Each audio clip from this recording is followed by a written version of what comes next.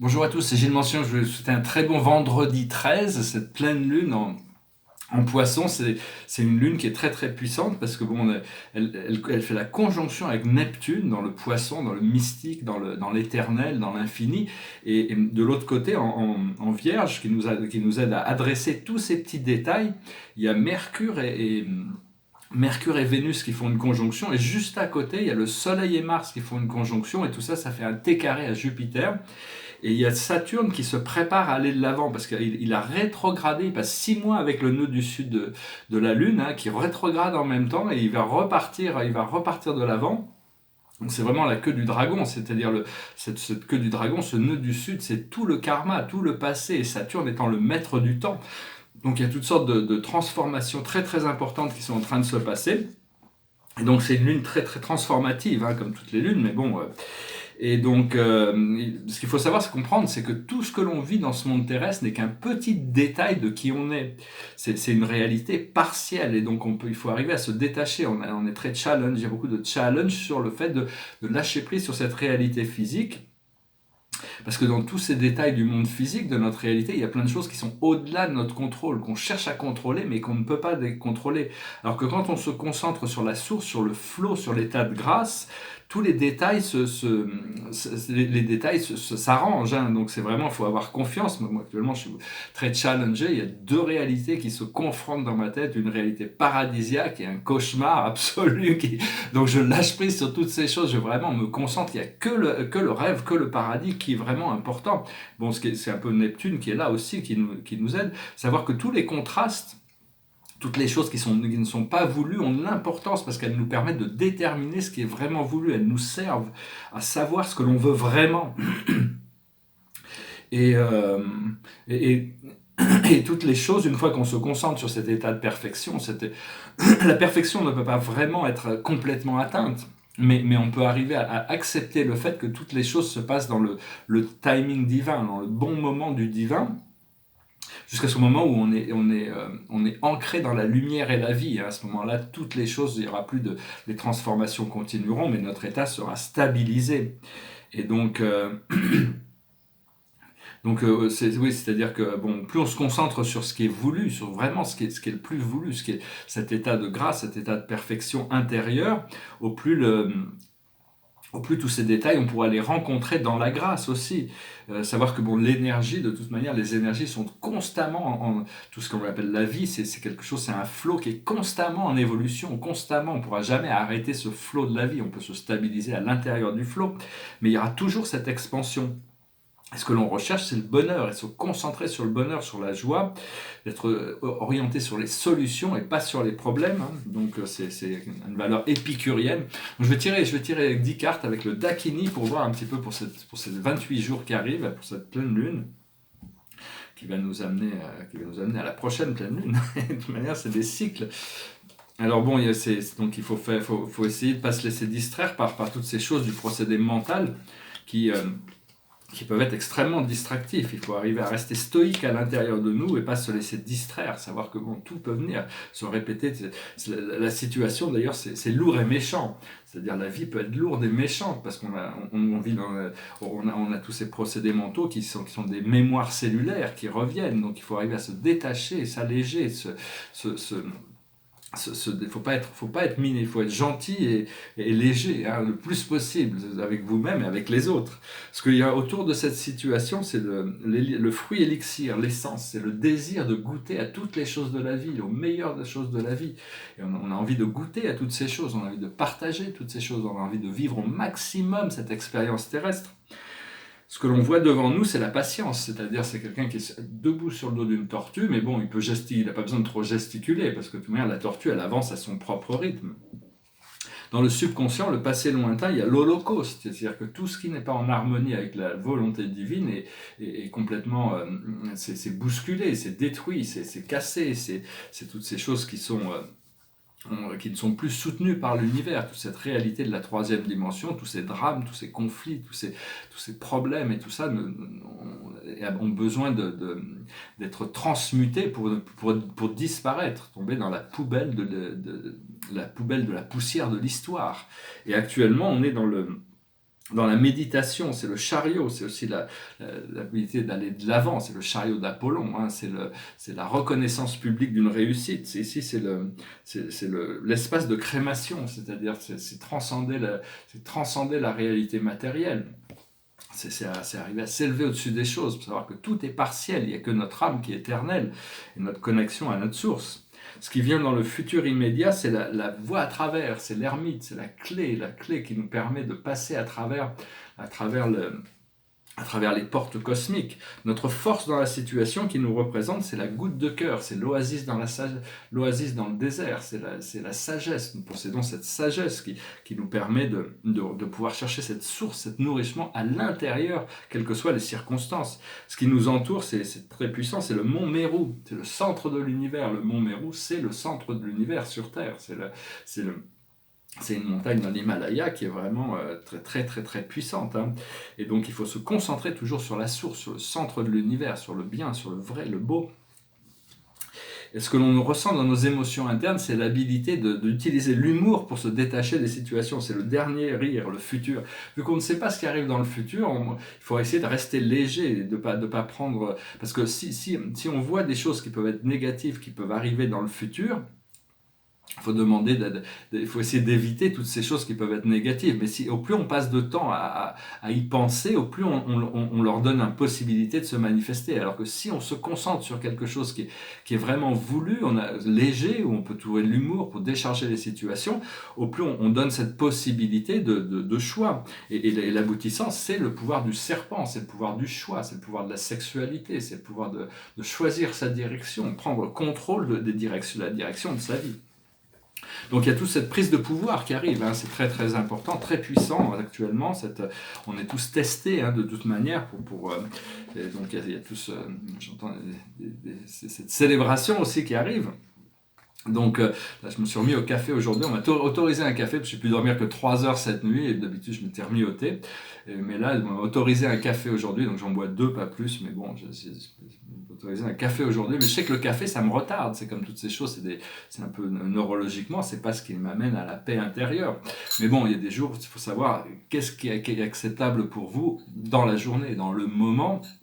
Ça fait 225 jours que je fais mon nettoyage cellulaire. Je n'ai pas fini, mais je vois que ça arrive quand même pas mal au bout. Alors je voulais dire que quand on appelle, c'est bien de pouvoir appeler nos guides, appeler les archanges, appeler les anges, pour ancrer cette énergie de l'appel, on fait ça mentalement, on se calme mentalement et on le fait 3 fois, c'est-à-dire on appelle un esprit 3 fois. Ça permet d'ancrer plus profondément, de faire les invocations, les faire 3 fois. C'est pas que l'esprit a besoin une fois qu'il a entendu, mais ça permet pour nous de bien ancrer cette énergie, et ça crée ce contact. Il faut savoir que dans l'univers, on est reconnu comme les âmes les plus courageuses qui soient. Le fait d'avoir choisi de s'incarner sur cette planète qui est l'une des plus difficiles de tout l'univers, à ce moment qui est le plus critique de toute son histoire, c'était déjà très courageux de s'incarner, peu importe ce qui se passe de toute manière, parce qu'on participe, rien que par le fait d'être ici sur Terre, on participe à cette élévation, à cette transformation. On peut avoir des sentiments d'être abandonné ici, parce que c'est une planète avec beaucoup de... On a créé ce voile de l'oubli un peu quand on est rentré ici sur Terre, mais en réalité c'est pas le cas, l'esprit est toujours là. Hein. Des fois on peut dire, bon, c'est des sacrifices à faire, on doit sacrifier certaines choses mais pour la cause, mais bon, c'est pas forcément nécessaire, hein, savoir que bon, tous les moments de misère et de désespoir et toutes ces choses, on doit passer par là, mais en réalité c'est des choses qui sont précieuses pour notre ascension, parce que ça nous permet de déterminer notre volonté vers cette liberté, donc il ne faut pas se juger soi-même. On se rapproche de ce moment de jugement, mais chaque âme est le juge d'elle-même. Bon, bien sûr, il y a des conditions, c'est-à-dire que quand on fait il y a des gens qui font des choses mauvaises, mais qui le font non intentionnellement. Du coup, même ça peut nous arriver, ça n'est pas l'intention de Dieu, c'est-à-dire que si on fait quelque chose de mauvais ou d'erroné non intentionnellement, il y a moins de karma que si on fait des choses mauvaises avec l'intention de faire du mal quand même.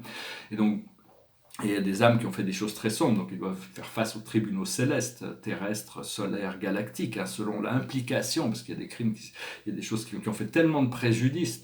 Il y a des choses aussi que la loi terrestre dit c'est complètement ok de faire ça, alors qu'en réalité c'est complètement en opposition avec la loi terrestre. Il y a des choses d'un point de vue céleste qui sont interdites sur Terre, mais qui sont complètement acceptées, qui n'ont rien de mal du tout, parce que c'est la volonté, la liberté individuelle de choisir pour soi-même. La règle d'or, c'est de ne pas nuire.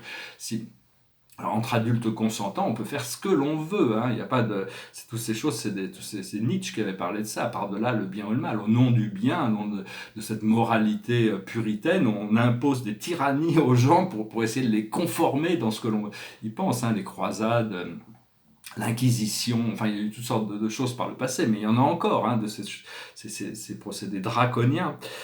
Et donc, enfin bon, il faut lâcher prise sur toutes les formes de jugement pour arriver à émerger dans cette sphère d'amour et de lumière, de lucidité. Et donc, je vais retirer quelques cartes.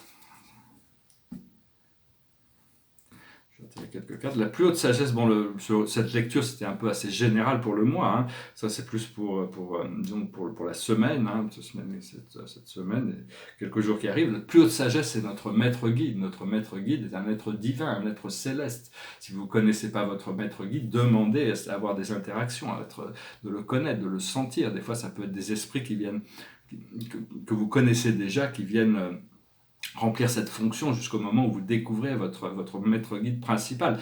Mais c'est vraiment lui qui a la responsabilité, enfin qui a choisi de vous assister dans votre voie spirituelle. Il n'est pas trop connecté aux situations du monde terrestre. Ce qui l'intéresse, c'est votre élévation spirituelle. Je salue mon maître guide, Cornelius de Chiron. Je me réjouis de pouvoir le retrouver là-bas. Des fois, de temps en temps, je vais le voir. Ce que l'on doit comprendre, c'est le sens de la vie. C'est-à-dire notre vie, il faut comprendre de plus en plus, notre vie va prendre un sens au fur et à mesure qu'on s'aligne avec notre moi intérieur, notre âme, nos plans de vie. Les choses se déroulent de manière, et on prend les choses, il y a vraiment des sens dans la vie. On ne peut pas toujours comprendre les causes et les effets de nos actions, mais il y a toujours un sens aux choses. Ce que l'on doit faire, c'est l'effort. Il y a un petit effort à produire, hein, quand même. Il y a un effort à produire, mais pas trop. Si on doit produire trop d'efforts, c'est probablement on va dans la mauvaise direction, parce que l'idée, c'est de lâcher prise. L'effort, c'est de ne pas résister, souvent. Hein.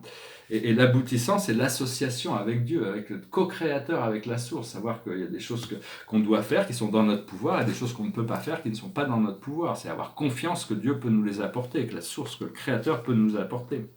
Je veux aussi dire que de l'autre côté du voile, tout le monde est conscient de toute cette souffrance qui peut se passer sur Terre, mais eux sont dans la joie, ils sont toujours dans la joie, le bonheur, l'extase, et ils prennent toutes les choses légèrement, ils ne sont pas aussi dramatiques que ce qu'on peut le penser.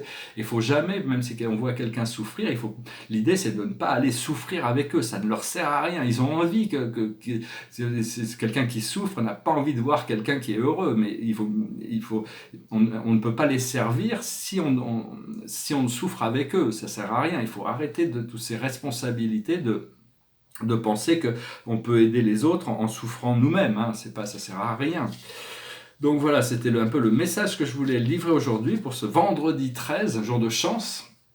Derrière moi, c'est un portrait, c'est un autre portrait. On dirait un peu le commandeur Ashtar, c'est un ami, bon, sans son casque, hein, parce que bon, des fois, ils travaillent, ils ont des uniformes, mais ce commandeur Ashtar, ça me faisait penser un peu à lui. Il a son vaisseau, le Nouveau Jérusalem, vous pouvez demander à le visiter hein, pendant les rêves, ou pendant la nuit, ou pendant les méditations.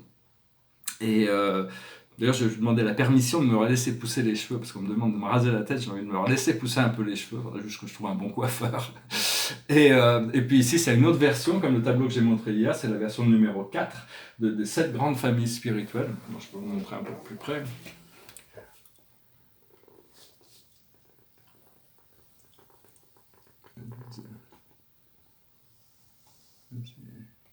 Les transcendantaux, le grand je suis, le suprême, l'ultime, l'absolu. Une sorte de très très beaux détails, ces tableaux qui sont très vibrants, avec plein de choses. Il y a certains... Bon, après ça, c'est les goûts et les couleurs, bien sûr. Alors, je vais finir avec une petite chanson, puis je vais tirer une dernière carte, c'est juste pour finir, voilà. Goes like this, une chanson de John Lennon et Paul McCartney. Close your eyes and I'll kiss you. Tomorrow I'll miss you. Remember I'll always be true. And then while I'm away, I'll ride home every day, and I'll send all my loving to you. I'll pretend that I'm kissing the lips I am missing, and I hope that my dream will come true. And then while I'm away, I'll ride home every day, and I'll send all my loving to you. All my loving I will send to you. All my loving, darling, I'll be true. Close your eyes and I'll kiss you. Tomorrow I'll miss you. Remember, I'll always be true. And then while I'm away, I'll ride home every day, and I'll send all my loving to you. All my loving I will send to you. All my loving, darling, I'll be true. All my loving, all my loving, oh, all my loving, I will send to you. Voilà, hein, cette très belle chanson des Beatles sur on va pas s'oublier de toute manière. Faut que je sois discret par rapport à une sorte de nouveaux pouvoirs qui sont en train de se mettre en ligne. C'est ma femme. Il faut que je sois discret un petit peu au début, hein, quand même, le temps de pratiquer ça discrètement avant de pouvoir commencer à pouvoir en profiter plus ouvertement. On va tirer une carte, c'est l'amoureux, la vie romantique, c'est cette rose qui s'est éclatée, qui se retrouve, c'est deux parties qui se retrouvent, deux parties. Ici, c'est une sculpture d'un grand sculpteur, un plus grand sculpteur du XXe siècle, qui s'appelle Constantin Brancusi, et il a fait plusieurs de ces sculptures qui s'appellent l'amoureux. C'est vraiment, c'est comme dans le Banquet de Platon. Si vous ne connaissez pas ce livre, le Banquet de Platon, je le recommande. Où il y a un des philosophes, il discute sur l'existence de l'amour, et il y en a un qui explique que l'âme était une à une époque, et Dieu les a séparés. Donc on essaie de se retrouver, et donc c'est vraiment trouver pouvoir se retrouver émotionnellement, trouver son bon partenaire, savoir que bon, toutes les choses arrivent quand c'est le moment, de toute manière. Je vous remercie d'aimer, de partager, de souscrire, de commenter. Je vous souhaite une journée romantique, pleine d'amour et de partage, et je vous dis à bientôt. Namasté.